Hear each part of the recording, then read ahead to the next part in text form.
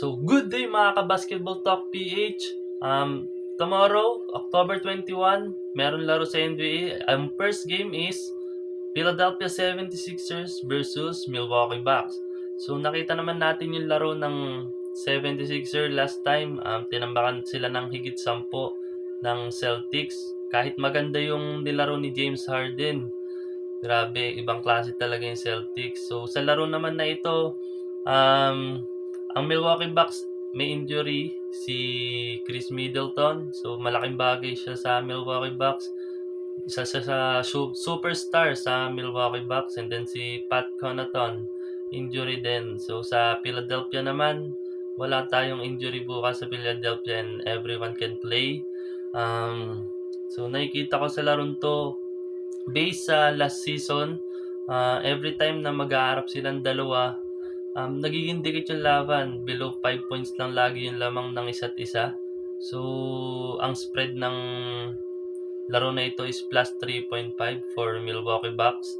And the home court advantage, lalagay naman natin yan sa Philadelphia dahil sa Philadelphia bukas gaganapin yung laban. So, first game nga pala ng Milwaukee Bucks bukas. First game nila this season, and then yung Philadelphia is second game na. First game ng Philadelphia, talo sila. So, kahit walang Middleton, tingin ko maganda pa rin yung lalaroin ng Milwaukee Bucks dahil iba naglaro si Antetokounmpo. MVP mode, the Greek Freak. So, nandyan din si Jrue Holiday, Bobby Portis, and then Brook Lopez. Iba na yung core ng lineup na yan, nag-champion na yan nung 2021. So, tulad nga na sinabi ko kanina, every time na maghaharap tong dalawang team na to is down, always wire to wire.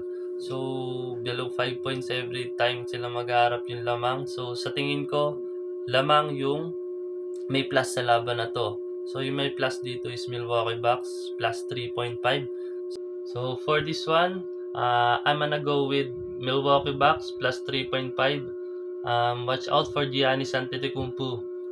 MVP mode ulit yan.